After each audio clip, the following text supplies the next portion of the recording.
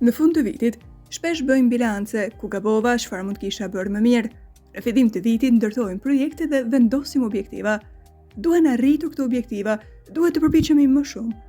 Por këto dy qasje, edhe pse të natyrshme, dëmtojnë mirëqenien tonë mendore.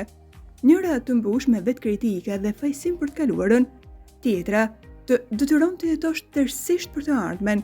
Në këtë proces, humbim vlerën e momentit të tanishëm. E shkuara dhe e ardhmja, dy ekstreme që të largojnë nga e tashmja.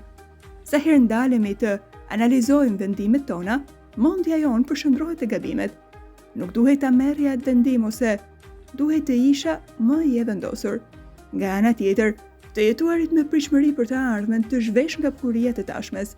Të jetuarit me mendjen te dje apo nesër të privon nga gëzimi i thjeshtë i çdo momenti të përditshëm.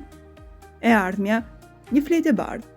Nëse përshëndrohesh vetëm tek pritshmëritë, i mbyll ëndrat e tua në një sirtar dhe humb magjinë e realizimit të tyre në të tashmen. Sa më shumë përpiqesh të kontrollosh gjithçka, aq më shumë rritet frika se gjithçka do dalë jashtë kontrollit. Për të rifituar qetësinë dhe për të larguar ankthin, shijo çastin e tanishëm dhe ndalo përpjekjet për të arritur çdo objektiv me çdo kusht. Sekreti i lumturisë, shijo të tashmen.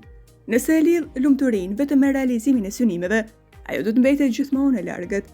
Sekreti i shndron te shijimi i momenteve të vogla, këtu dhe tani. Edhe veprimet më të thjeshta si gatimi mund të kthehen në rituale që sjellin gëzim, nëse u kushton vëmendje dhe kujdes. Një ushtrim praktik. Vendos ëndrat në një kuti. Një mënyrë për të rikthyer lidhjen me dëshirat e tua të vërteta është krijimi i një rituali simbolik. Shkruaj në letra dëshirat që dikur ke patur, por i ke lënë pas dore. Shoqëroj me një objekt vogël simbolik dhe vendosi në një kuti. Kjo kuti do të përfaqësojë hapësirën e brendshme ku ëndrat mund të zhvillohen me qetësi. Mos i shqetëso më, por lëri të rriten vetë. Magjia e procesit të brendshëm. Kur i lëm dëshirat tona të zhvillohen në mënyrë natyrale, pa presione, ato marrin jetë në mënyra të papritura.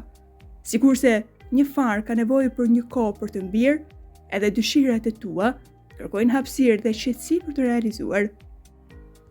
Prandaj, ndalo së munduari veten, përshëndrohu në të tashmen dhe lejo jetën të rrjedhë natyrshëm, do të habitesh nga gëzimet dhe surpriza që sjell çdo ditë.